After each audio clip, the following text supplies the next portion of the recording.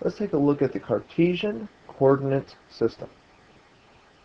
So what is the Cartesian coordinate system?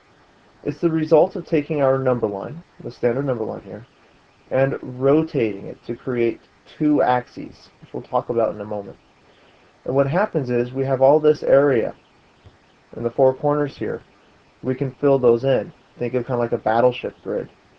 Okay, this is our Cartesian coordinate system.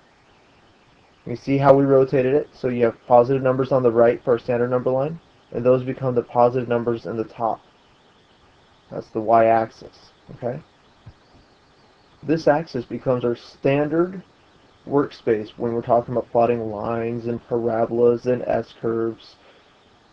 It's a major portion of algebra. So it's here to stay. Let's take a look at what the components of this are so we can be familiar with it every time we work with it. Cartesian coordinate system is made up of three major sections. All right. One will talk about the horizontal line, otherwise known as the x-axis. This represents all of our x values, and it works just like the standard number line. And as you saw, we rotated that line to create a second axis that goes up and down, called the y-axis. These are your y values when working with an equation. We'll take a look at that a little more later. Where the two cross, you have the 0 on the x-axis and the 0 on the y-axis. So this coordinate is called 0, 0. The name of that is the origin. When we talk about the origin, you're talking about the dead center of the graph. And now we have four corners. And you notice I'm going around this in a counterclockwise way. The first one's called quadrant 1. These are all positive values. Positive x value, positive y value. And then we have quadrant 2 in Roman numerals.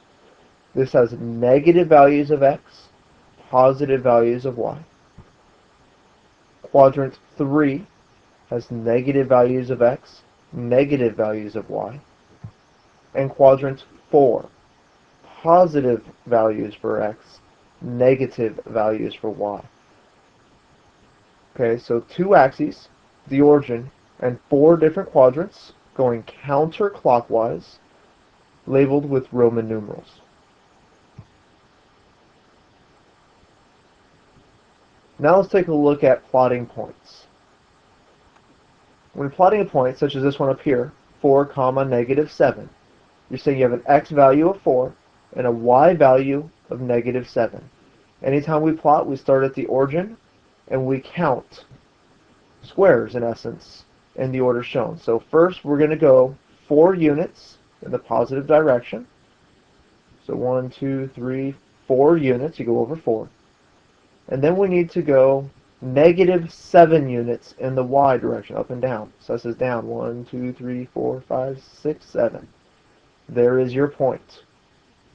First point has been plotted. A lot like playing Battleship. B4. Except instead of using letters, we're going to use numbers. Okay? So the next question is, what quadrants would this be in? Well, counterclockwise, right? Top right is 1, top left is 2, bottom left is 3, bottom right would be quadrant 4. So that's pretty much all you need to know for the Cartesian coordinate system. Is your axes, x and y axis, the origin, and the fact that quadrants label counterclockwise.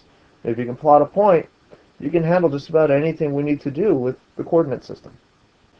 In the next lesson, we'll take a look at how to use the coordinate system now that we understand the basics.